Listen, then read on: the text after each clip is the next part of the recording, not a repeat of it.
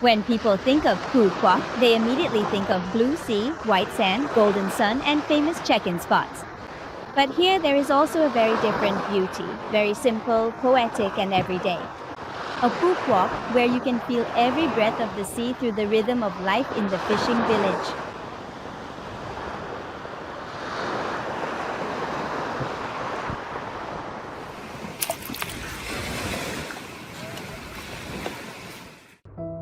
Located in the old Duong Dong ward, now Phu Quoc Special Zone, An Giang Province, Tran Phu Fishing Village is known as a peaceful little corner with rustic beauty and honest, gentle people.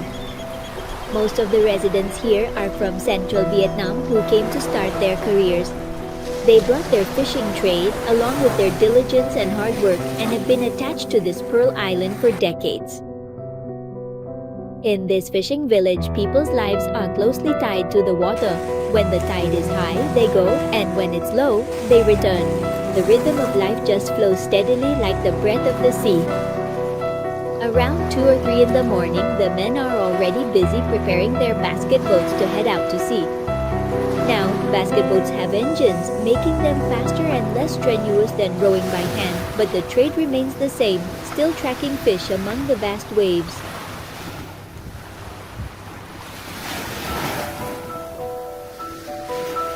Fishing here has no fixed spot. Wherever the fish are, that's where the people go. Some days they fish near the shore, other days they have to go further out. If they cast their nets and find few fish, they move to another spot. Everything relies on experience and the intuition of the seafarers. Nothing is certain. Because each trip out to sea is like a gamble with the ocean. When the sun comes out around 7 or 8 in the morning, the basket boats start coming ashore. The entire beach seems to liven up instantly. Fresh batches of fish like Indian mackerel, scad and yellow striped scad, but mostly herring, the familiar fish of the village, glimmer silver in the early sun as locals quickly unhook them to sell. On a good day, it's common to catch several hundred kilograms of fish in just a few hours. But there are also days when the sea is calm and they only get a few dozen kilos, barely enough to get by after selling. As soon as the fish are unhooked, they're sold right on the beach, weighed for wholesalers or taken to the market. Prices fluctuate depending on the type of fish and the yield. When fish are plentiful, the market is flooded and prices drop. When they're scarce, prices nudge up a bit. No one dares to say how much they'll earn today because it all depends on the sea. And the sea doesn't always please people.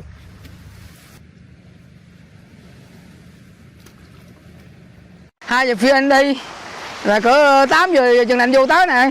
Giờ đó là đi mới kịp giờ quánh lưới chứ. Quánh trần đêm, quánh trần sáng 10 là 5 giờ quánh. Tùy theo bữa cá đâu mình đi tới đó. Bữa nào con cá nằm vùng xa thì mình đi sớm một chút. Mà con cá còn thì mình đi ngủ từ từ mình đi.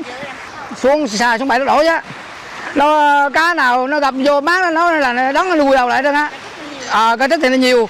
Còn cái bọc má hay lên tiêu con chỉ cá nào chung là nó đón được trơn á. Đó, chung đậu ở đây bán là mình đem chung xuống chợ anh con. Bỏ máu cho ta. Rồi còn một số nhiều quá thì mình đi bỏ máu cho chợ đó. Có bữa mà có cá nếu là gửi tới 1-2 giờ anh mới lên lần á. 1-2 giờ chiều đó, trưa đó. Còn bữa gặp cá là 2-3 tạ là từ 2-3 giờ chiều mới lên.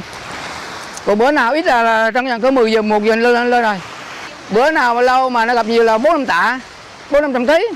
Còn mà bữa nào ít là vài chục ký là không có. Bữa này thì ít này. Bữa nay thì được mấy trăm ngàn này. Bữa nay chừng vài chục ký là ít này em này. Con được, con tạm được ổn chứ con đến nấu gì. Con qua ngày là được 1 tháng vậy.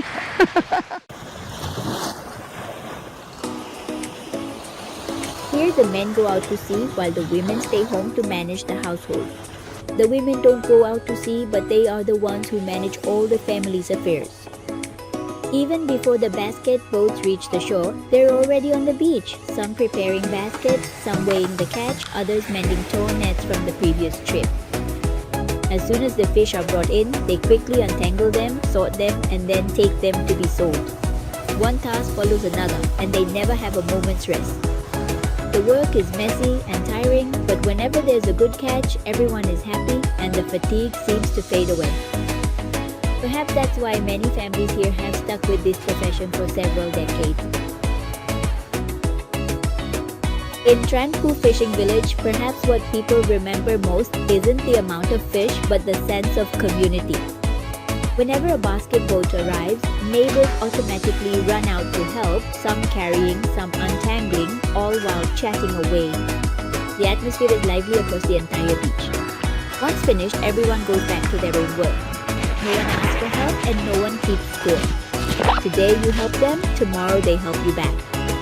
Amidst the saltiness of the sea, there exists something very sweet, the bond of the fishing village. Life in Tran fishing village is like that, not noisy or rushed but fulfilling in its own unique way. People stick to the sea, not just for a living, but for something hard to name. It could be habit, or perhaps a love for the sea that's deeply ingrained in everyone's mind.